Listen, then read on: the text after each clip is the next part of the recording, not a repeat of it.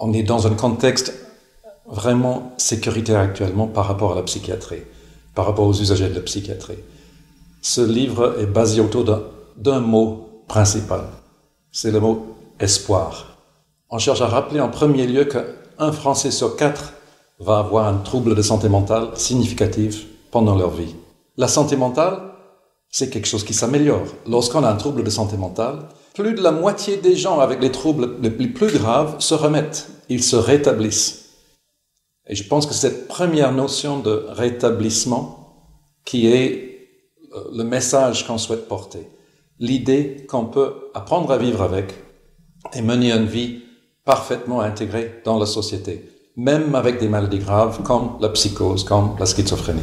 Un des moyens, en fait, c'est la mise en œuvre d'un parcours de formation tout au long de la vie pour les usagers de la psychiatrie, c'est-à-dire que l'on va favoriser les compétences, les savoirs acquis tout au long de l'expérience de la maladie afin de les aider à trouver un emploi, définir leurs projets personnels, professionnels et de santé.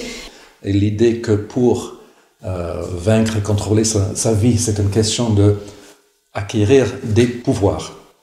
Je crois que l'essence dans cette notion d'empowerment est précisément là-dedans.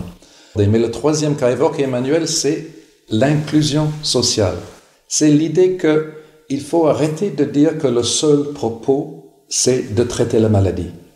Il faut aussi dire que le propos, c'est de traiter la société en général.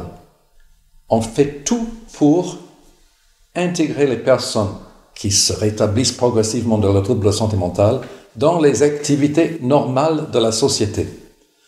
L'idée, c'est tout de suite la mise en emploi, la mise en formation. Le livre s'adresse à deux sortes de populations. Bien évidemment, en premier lieu, des personnes vivant avec un trouble de santé mentale. Mais en deuxième lieu, les différents chapitres du livre donnent un ensemble de petites recettes aux professionnels de la psychiatrie, aux professionnels du médico-social et du social, pour notamment sur cette notion d'inclusion sociale et cette notion d'empowerment. En disant que les professionnels de la santé mentale doivent être aussi des porteurs d'espoir. Et donc ça s'adresse beaucoup au personnel de base de la psychiatrie publique notamment. Dans le cadre de l'écriture de ce livre, on a construit toute une partie, la partie sur l'empowerment, sur l'accès à l'emploi et à la formation tout au long de la vie. Et le processus de rétablissement, c'est un processus d'apprentissage où on peut par la suite utiliser les compétences acquises pour trouver du travail. Les savoirs expérientiels sont des notions clés dans ce livre. Avoir du travail, ça a changé beaucoup de choses dans mon quotidien. J'ai changé complètement de vie, je me suis mobilisé, j'ai eu beaucoup plus d'énergie.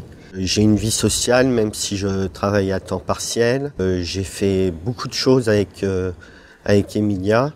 Emilia, c'était un projet européen financé par la Commission européenne sur 5 ans avec ses 16 sites partenaires européens où on a suivi à travers l'Europe l'intégration dans l'emploi et dans la formation de personnes vivant avec un trouble psychiatrique important. Une partie du livre décrit ce processus Emilia. Et acheter le livre.